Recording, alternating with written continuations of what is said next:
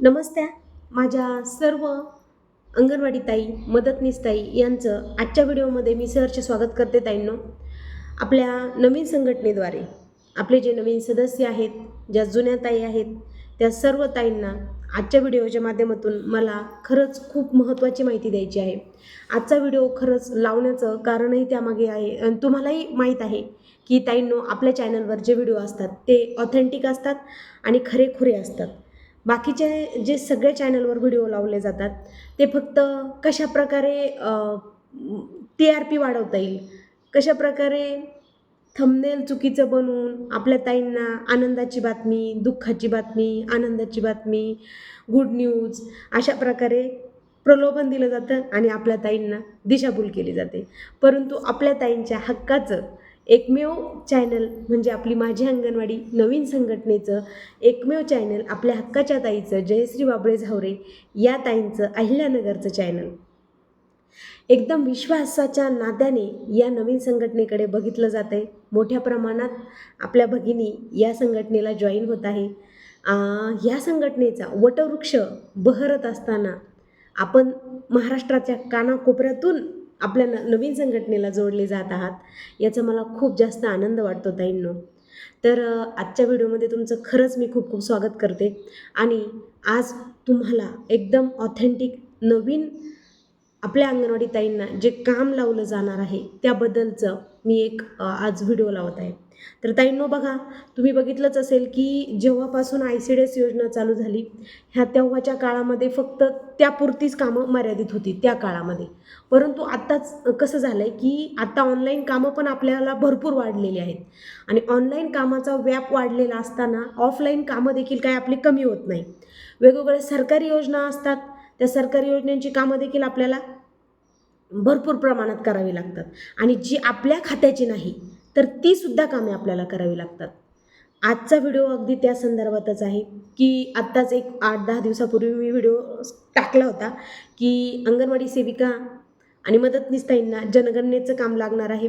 तसेच हे काम जरी कंपल्सरी नसलं तरी आपल्या ताईंना ते करणं बंधनकारक आहे. ज्या अंगणवाडीच्या शेजारी जिल्हा परिषदच्या शाळा असतील आणि जिल्हा परिषदच्या शाळेमध्ये जिथे नवनियुक्त शिक्षक असतील किंवा नवीन बदली झालेली असेल त्या ठिकाणी अंगणवाडी ताईंना किंवा अंगणवाडी सेविका नसली तरी अंगणवाडी मदतनीसला त्या ठिकाणी काम करावं लागणार आहे जनगणनेचं आणि त्याचा मोबदला 100% मिळणारच आहे, त्याबद्दलही काही वाद नाही. परंतु काही ताई म्हणतात, काही ताईंची तयारी आहे हे काम करण्याची, परंतु काही ताईंची अजिबात तयारी नाही हे काम करण्याची ताईंनो. त्यांना फक्त उन्हाळी सुट्टी पाहिजे, कारण वर्षभर काम करतो, कुठेतरी हक्काचं कुठेतरी एक मन विसावं असं माहेर म्हणा, अशा सुट्ट्या घालवणारं रम्य ठिकाण म्हणा, अशा ठिकाणी त्यांना कुटुंबासोबत वेळ घालवायचा आहे आणि नक्कीच तो त्यांचा अधिकार देखील आहे. आपण उन्हाळ्याच्या सुट्टीसाठी पाठपुरावा नक्कीच करत आहोत. त्या संदर्भात सचिवांचे अधिकृत असे पत्र आलेले नाही, त्यामुळे आपल्याला पुन्हा एकदा उन्हाळ्याची सुट्टीसाठी आपल्याला थोडासा संघर्ष करावा लागणार आहे आणि नक्कीच तो आपण यशस्वी होऊ यावर्षी, हा विश्वास मी तुम्हाला नवीन युनियनच्या माध्यमातून देते. आणि आज जो व्हिडिओ लावण्याचं खरं कारण आहे की आज आपल्याला अजून कोणतं नवीन काम येत आहे, बरोबर ना? म्हणजे मी सुरुवातीलाच थंबनेल तुम्ही बघितलं असेल की अंगणवाडी सेविकांना आता नवीन कोणतं काम लावलं जाणार आहे. तर बघा ताईंनो, अंगणवाडी सेविका आणि मदतनीस ताईंना आपल्याला आता एप्रिलमधला सर्वे करायचा आहे सध्या.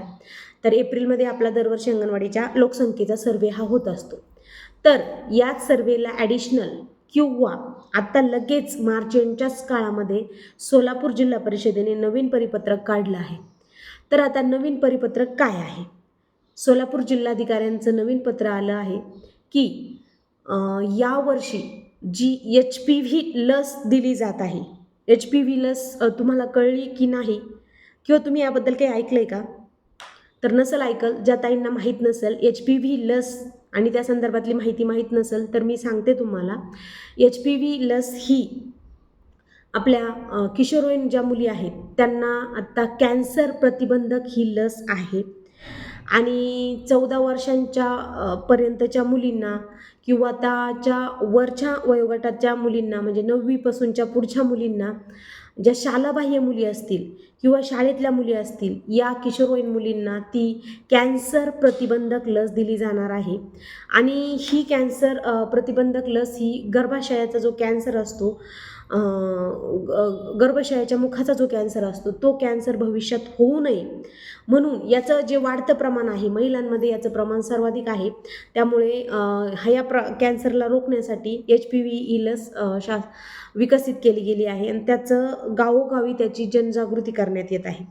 आता बऱ्याच भागात तुम्ही व्हिडिओ पण बघितले असतील किंवा भरपूर म्हणजे माहिती तुम्हाला मिळाली असेल की ही लसीचं खूप जास्त प्रमाणामध्ये जनजागृती करून ही लस जास्तीत जास्त मुलींना देण्याचा शासनाचा निश्चय आहे. परंतु काही ठिकाणी तुम्ही ऑडिओ क्लिप, व्हिडिओ क्लिप्स देखील बघितले असतील की या लसीला विरोध होत आहे.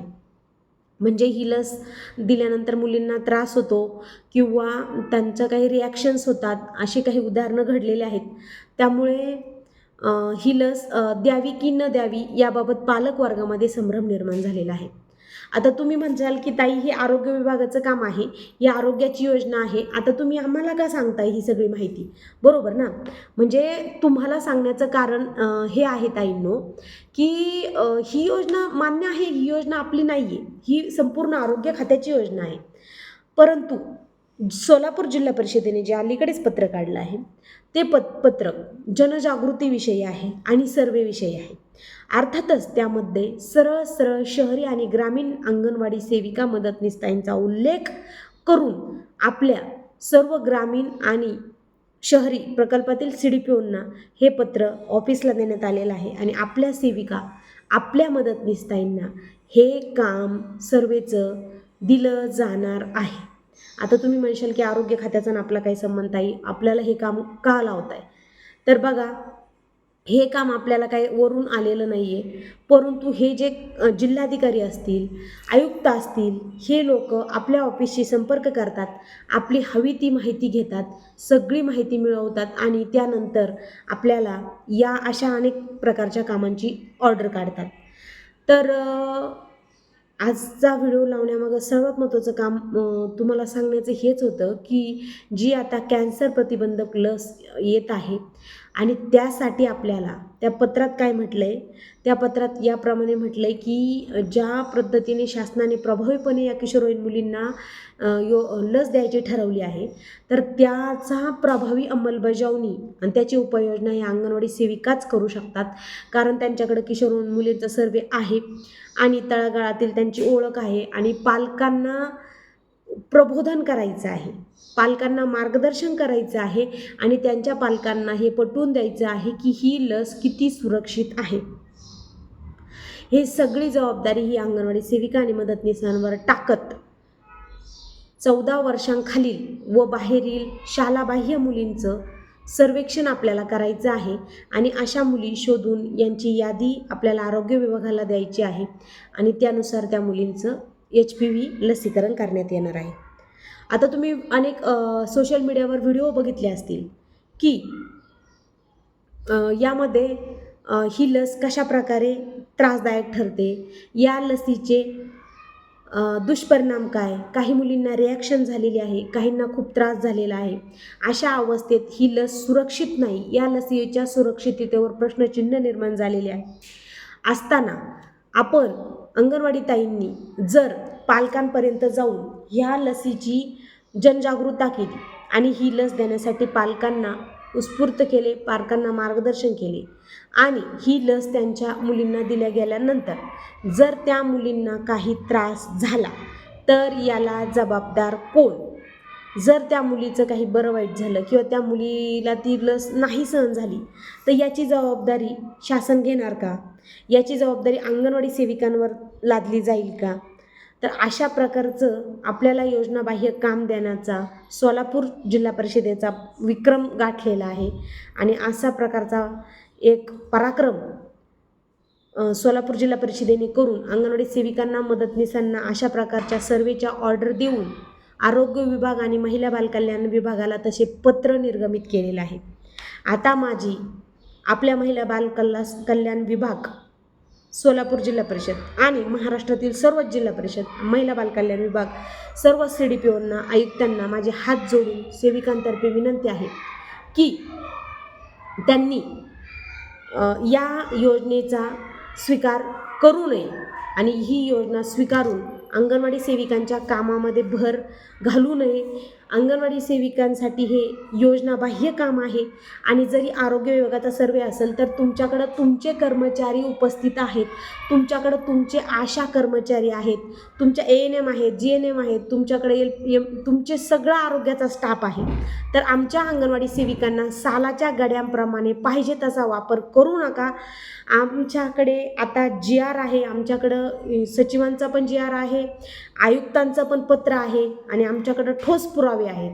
जर आता आमच्या अंगणवाडी सेविका मदतनीसांना जरी CDPOंनी ती पत्र स्वीकारलं तरी आमच्या अंगणवाडी सेविका मदतनीसताई ह्या योजनांची कामं ह्या परस्पर नाकारू शकतात. आमच्याकडे आता पत्र आहे आणि आमच्याकडे आता संघटनेचे सगळे पुरावे आहेत आणि तसा आमचा केंद्र शासनाचा GR देखील आहे की अंगणवाडी सेविकांना शालाबाह्य कामं देण्यात येऊ नये. त्यामुळे कुठल्याही ताईंनी घाबरून जाऊ नका. विशेषतः सोलापूरच्या ताईंना मी व्यक्तिशः सांगते की तुम्ही अजिबात घाबरण्याचं काहीही कारण नाही आहे. ह्या योजनेच्या सर्वेला स्पष्ट नकार द्या आणि त्यांना ठणकावून सांगा की तुमच्याकडे ह्या योजनेचं काम करण्यासाठी तुमचा आशा वर्कर आहेत, तुमचे कर्मचारी आहेत आणि ही योजना ही आपल्या आरोग्य विभागाची आहे. ही योजना ही महिला बालकल्याण विभागाची नाही. फक्त एकच जिल्हा नाही तर संपूर्ण महाराष्ट्रातील तमाम CDPO आणि तमाम बालविकास अधिकारी, बालविकास कार्यक्रम अधिकारी, DPO, CDPO या सगळ्यांना आणि माझे COंना सुद्धा, जिल्हाधिकाऱ्यांना सुद्धा हात जोडून विनंती आहे की अंगणवाडी सेविका मदतनीसताई हे सालाचे गडी नाही, हे एक कर्मचारी आहे आणि हा एक मानधनी कर्मचारी आहे. सरकारसुद्धा पाहिजे तेव्हा पाहिजे तशा योजनांचा यांचा वापर करत आहे आणि आज प्रत्येक महसूलचा कर्मचारीसुद्धा जनगणनेचं काम असेल, BLOचं काम असेल, तलाठ्यांचं काम असेल, इतर आरोग्याचं काम असेल, अशा अनेक विभागासाठी एकतर प्रधानमंत्री मातृवंदनेचं योजनेचं काम हे आपल्याला लादलेलं आहे. ते आपलं काम नसताना तरी आपण ते करत आहे. एकमेव फुकटात काम करणारा कर्मचारी म्हणजे फक्त अंगणवाडी सेविका. त्यामुळं आता हे फुकटात काम करणं बंद. लाडक्या बहिणीचं काम फुकटात केलं, लाडक्या लेकीचं काम फुकटात चालू आहे. सगळ्या योजना प्रभावीपणे राबवणारा, फुकटात काम करणारा, स्वस्तात मिळणारा आणि मस्त काम करणारा एकच कर्मचारी म्हणजे अंगणवाडी सेविका आणि मदतनीस. त्यामुळे माझ्या सर्व ताईंना हात जोडून विनंती आहे की निवडणुकीचं काम असेल, BLOचं काम असेल तरी तुमची ऑर्डर रद्द होऊ शकते. या सगळ्या कामाला नकार द्या. आपल्याकडे आयुक्तांचं पत्र आहे, केंद्र शासनाचा GR आहे. अंगणवाडी सेविकांना योजनाबाह्य कामं देऊ नयेत आणि सर्व महिला बालविकास अधिकाऱ्यांना सुद्धा माझी विनंती आहे संघटनेतर्फे हात जोडून की या कर्मचाऱ्याला त्यांचं स्वतःचं काम करू द्या, या कर्मचाऱ्याला शिकू द्या अंगणवाडीमध्ये. कारण जिथे इंग्रजी माध्यमाच्या शाळेची बरोबरी करायची झाली तर आपल्याला गुणवत्ता टिकावी लागेल आणि गुणवत्ता नाही टिकली तर पटसंख्या राहणार नाही आणि पटसंख्या राहिल्या नाही तर परिणामी अंगणवाड्या देखील बंद कराव्या लागतील, जशा की जिल्हा परिषदच्या शाळा देखील बंद पडलेल्या आहेत. त्यामुळे फक्त या कर्मचाऱ्याला जगू द्या साहेब, या कर्मचाऱ्याला फक्त जगू द्या. एवढंच आजच्या व्हिडिओच्या माध्यमातून मी विनंती करते की योजनाबाह्य जे कामं ज्या ताईंना लावलेली आहेत ती लावण्यात येऊ नये आणि ताईंनी देखील ती मोठ्या एकजुटीने स्वीकारू नयेत. अशा माझ्या संपूर्ण महाराष्ट्रातील ताईंना मी आव्हान करते की योजनाबाह्य कामं करू नका आणि स्वीकारू पण नका.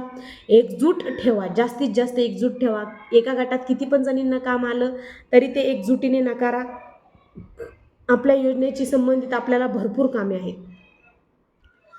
त्यामुळे आजच्या व्हिडिओमध्ये एवढेच आणि इथून पुढे अशाच ऑथेंटिक व्हिडिओ बघण्यासाठी नेहमी आपल्या चॅनलवर कनेक्ट राहा, आपल्या संघटनेमध्ये एकजूट राहा आणि आपल्या संघटनेचे मोठ्या प्रमाणावर सदस्य व्हा, हीच सदिच्छा व्यक्त करते. भेटूया पुढच्या व्हिडिओमध्ये. जय हिंद, जय महाराष्ट्र ताईंनो.